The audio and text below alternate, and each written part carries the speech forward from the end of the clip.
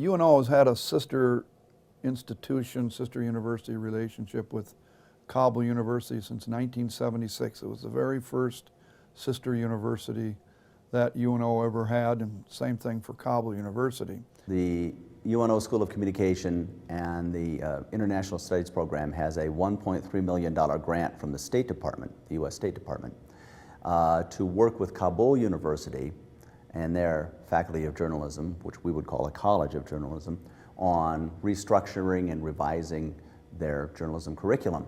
The contract is for 3 years, and every year we bring two groups of 5 professors. I went with our assistant director, Rahim Yassir, and Chris Allen from the School of Communication. We had a very successful visit over a couple of weeks period and set up plans for the Afghans to come here. They had selected 5 faculty members for the first trip.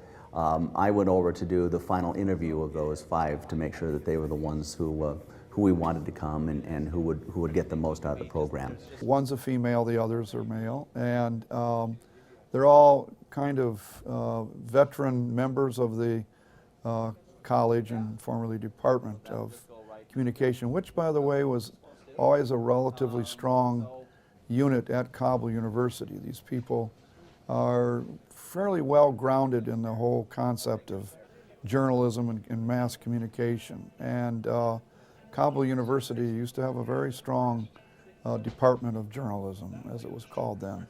The journalism department is not a new department that has been there, but they are receiving more attention because the media is improving in Afghanistan, and there are 55 TV stations, and there are 100-something radio stations, and there are 200-something newspapers. Journalism is an emerging industry in Kabul, interestingly enough. We see here in the United States newspapers shrinking, newspapers closing, news staffs being pared down. Over there, it's really a growth industry. And Kabul University has a very good and a long-standing journalism program. They are now going through some changes. USAID money is building them a brand new facility that'll have studios for television and for radio. When things change in the world, then everything has to be updated and upgraded, and the department curriculum has to be upgraded to meet the present needs of journalism. They have been teaching television for several decades without any TV cameras, without any TV studio, without any editing facilities. They've been teaching it strictly out of the textbook. The new building will actually have those facilities, and they will buy equipment and they will buy cameras and things like that. Well, UNO has been teaching this for decades, and we have some really good things in place. The structure of our classes, the newscasts that we do, the other programs that we do besides the newscast, we can give them models that they might want to adopt or adapt. So there'll be an emphasis on showing the people from Kabul University how we do this here in the United States. Each individual faculty member will have a kind of mentor within the group from the School of Communication here at UNO to work with on a daily basis. In addition to this, they will have intensive English language training, which will improve their English language capacity.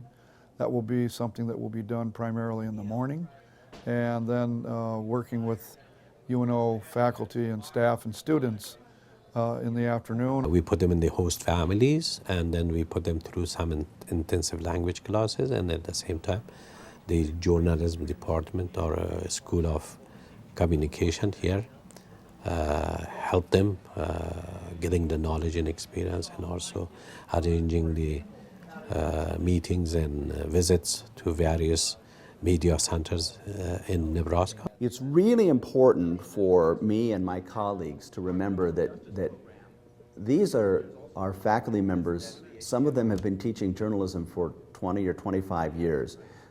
They're not inexperienced. They have been teaching journalism for as long as I have in far, far worse conditions than I have ever taught. These are professionals. These are people that are proud of what they've done, and I'm proud of what they've done. They simply want to learn some different techniques, and I think that's the important thing to remember, is that there's a lot that we can show them, but there's a lot that we can learn from them as well.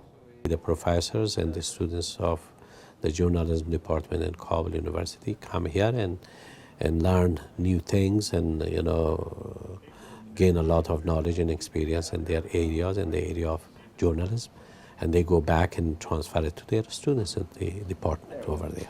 We think also that our faculty and staff here, as well as our students, will be more globalized by their opportunity to work with and get to know the Afghans who are here. And we hope that there will be a continuing exchange and relationship that's a product of the whole program and project itself. If I'm doing my job, they should be, but Kabul University is an old institution, has been established some 200 years ago or less, and it has been doing very well. Before the Soviet war, it was one of the best universities in the area. It's a mixed gender university. There are men and women that go to school there without any discrimination between the two. During the war, the university fell apart, and the buildings were destroyed, and the professors escaped and arrested and killed, and the students were all scattered around.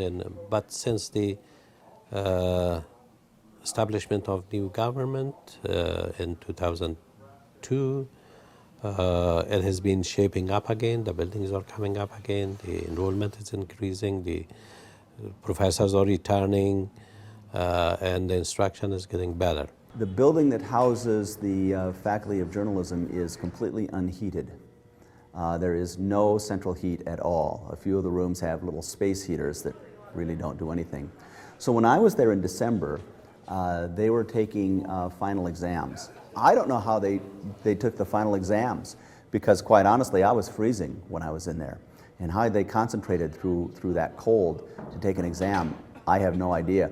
We saw many, many students outside studying, leaning against a wall or sitting on benches, because it was warmer outside than it was inside those buildings in the sunshine where they could find it. So, there are those kinds of problems. We did walk past a gorgeous building which said it housed the Faculty of Social Work, and it was a gorgeous stone building, multi-story building, and on the sign it said that the building had been donated by the people of India. So there are other contributors to the campus that are supporting it in various ways. Right now, after the collapsing of the Taliban, we have a lot of women journalists that they work in the TVs and radios as well as in the publication, and also they are very active inside the Kabul city and outside and all over the country as well. I established my news agency about 1 year ago. And it has about some programs like posting some news, some reports, some investigative reports, as well as we have in our news agency some short workshop for capacity building of Afghan women journalists inside the country. All my provincial journalists are female, not men. Like Kandahar, Jalalabad, Mazar-i-Sharif, Herat, and Bamyan, they are female journalists to work for Subut News Agency. And besides Subut, also they work for another news agencies, for another radios too. Because as you know, there is a journalist in Afghanistan can work for 2-3 radios, for 2-3 TVs, as a part-time or as a freelance journalist. Also, we have a national radio and national TV too, that they both related to the country, related to the government, but there are non-governmental also radios, TVs, agencies, news agencies, as well as around 400 publications, including magazine and newspaper and weekly, in all over the Afghanistan. We have right now 4 union journalism in Afghanistan that they work both for men and women. as well as for their capacity building, for their equality, and also I think right now there is no any big challenges for the female journalists in Afghanistan. They can work outside the house, outside in the society, as a journalist, as a writer, as a photojournalist, for both for governmental media and non-governmental, or for free media too. I always felt safe. There was never a time I didn't feel safe, but I was really never allowed to go into unsafe places. One of the things that we had to get used to, I had to get used to, is that there are so many armed personnel on the streets of Afghanistan, guards, security personnel. There was a pizza place that we went to a couple times, and each time the door was opened by a man holding a machine gun. And you begin to say, that's the way it is. One day we went to visit the UNO press. UNO still has a press there in Kabul that prints textbooks. And several miles down the road from where that press is located is an Afghan military base. And about 3 days after we had visited the press, a bus carrying recruits was blown up by a suicide bomber on that very road, a little farther down, more towards the military base. But there were about 13 people killed in that attack. Even given that, even knowing that I was on that road and had been on that road, there was never a time when I didn't feel safe. But I was kept in safe conditions. In the last decade, since the events of 9/11, one has seen many things starting to improve in Afghanistan in terms of recent improvements. There are more Afghan kids in school than at any other time in Afghanistan's history, both in terms of total number and a percentage of the population. There are 50 independent private television stations in Afghanistan, and hundreds of private radio stations and newspapers and magazines. 29% of the members of the lower house of parliament in Afghanistan who are female. Contrast that to our own membership, which is 18%, I think, currently. My hope is that we can give to Kabul University whatever assistance they need, that we can establish a long-term, far longer than 3 years of the project, but establish a long-term relationship with Kabul University, that we can exchange students, that we might someday be able to send students there, that we certainly can bring students over here, that our faculty can go there and teach, that their faculty can come here and teach, and have a full participation with each other.